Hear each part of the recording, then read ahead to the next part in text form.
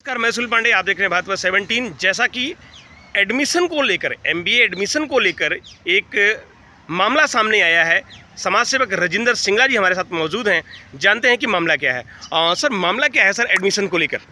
ये मामला है जी, पंजाब यूनिवर्सिटी में जो सेशन 2021-2023 है उसमें हुई एमबीए की एडमिशन का। तो वर्ष 2021 में जब एडमिशन हुई थी तो उस टाइम एमबीए में एडमिशन के लिए दो कंडीशंस अनिवार्य हैं। एक तो है कि कैंडिडेट ग्रेजुएट होना चाहिए और दूसरा कि उसमें नेशनल लेवल का एक टेस्ट होता है कैट। उसके 3 कंपोनेंट होते हैं, हर कंपोनेंट में 10% मार्क्स होने जरूरी है। तो जो पंजाब यूनिवर्सिटी का प्रेस्टिजियस डिपार्टमेंट है यूनिवर्सिटी बिजनेस स्कूल, उसी डिपार्टमेंट के प्रोफेसर डॉक्टर मीना शर्मा के बेटे की एडमिशन हुई थी वर्ष 2021 में एमबीए में, जिसके के कैट के 3 कंपोनेंट में से एक कंपोनेंट VARC में 10% अंक नहीं थी, यानी कि वो एमबीए में एडमिशन के लिए एलिजिबल नहीं था। फिर भी उसकी एमबीए में एडमिशन कर दी गई। ना सिर्फ आरटीए से मैंने रिकॉर्ड निकलवा के काफ़ी शिकायतें की, बल्कि एडमिशन के दौरान BOC बोर्ड ऑफ कंट्रोल के ये एक मेंबर डॉक्टर कुलविंदर सिंह हैं, उन्होंने भी ये मामला उठाया था कि क्योंकि हमने एडमिशन करनी है तो कम से कम हमें तो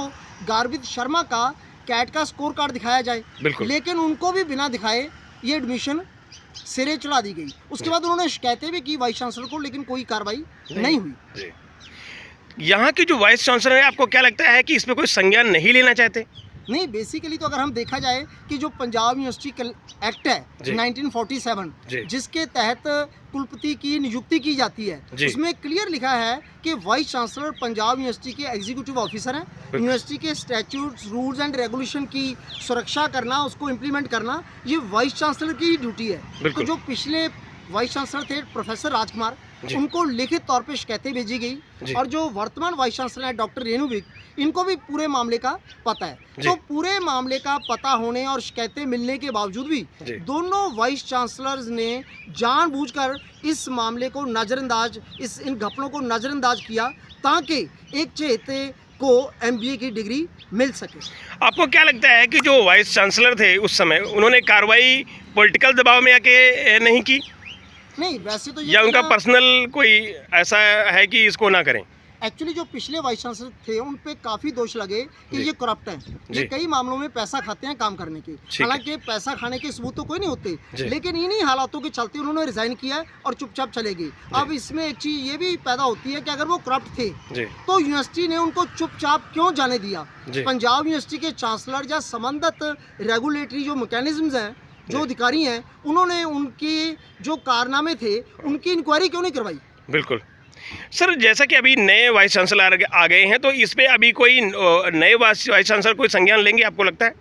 नहीं, जो नए वाइस चांसलर है, एक्चुअली एक शिकायत की थी हमने पंजाब यूनिवर्सिटी के चांसलर को, मैं भी उनको 2 बार शिकायत कर चुका हूँ। एक 19 सितंबर 2022 को की थी, कोई कार्रवाई नहीं हुई। उसके बाद 25 जुलाई इसी साल की है, उस पर भी कोई कार्रवाई नहीं हुई। एक बार एक शिकायत मार्को के VC के पास आई भी थी कि इस पर कार्रवाई की जाए और बताया जाए कि आपने क्या एक्शन लिया, लेकिन इन्होंने कोई एक्शन नहीं लिया। अब लास्ट में जब अभी 26 जुलाई को ये रिजल्ट डिक्लेयर हुआ है, तो उससे पहले भी पंजाब यूनिवर्सिटी के अधिकारियों को पूरी तौर पे पता था कि कैंडिडेट एलिजिबल नहीं है और एक इंटरनल असेसमेंट में उसके मार्क्स जो हैं वो भी यूनिवर्सिटी को सबमिट नहीं हुए।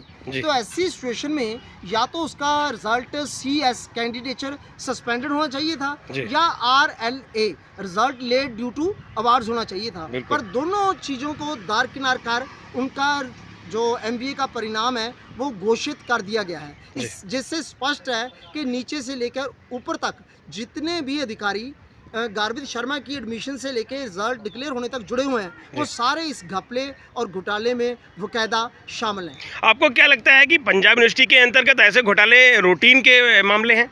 हाँ, अब पंजाब यूनिवर्सिटी में जो घोटाले हैं वो एक आम सी बात बन चुकी है, चाहे वो नियुक्तियाँ हों, दाखिले हों, पैसे का इस्तेमाल हो, कुछ भी हो, घपले और घोटाले करना पंजाब यूनिवर्सिटी में एक आम सी चीज़ हो गई है। सर, इस पर यहाँ के गवर्नर या भगवंत मान सरकार कोई संज्ञान लेती है?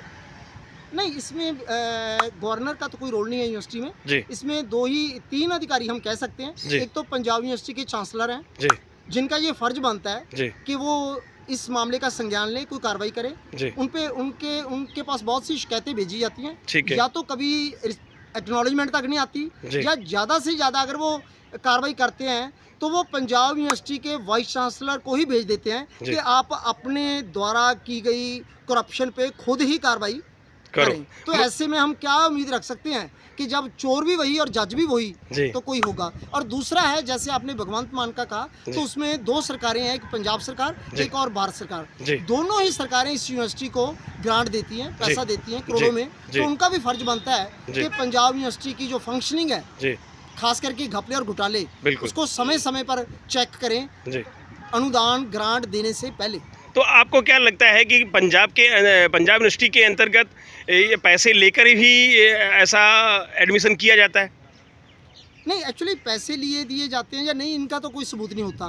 पर जब कोई कैंडिडेट एलिजिबिलिटी कंडीशन ही फुलफिल ना करता हो, उसके बाद भी एडमिशन हो, उसके बाद आरटीआई में, मीडिया में, पत्रकार, स्टूडेंट सभी शोर मचाएं, उसके बावजूद भी कोई परवाह ना करे, तो इससे ये पता चलता है कि कुछ ना कुछ तो लेन देन हुआ ही होगा। भारत 17 से बात करने का धन्यवाद Singla ji. Thank you sir.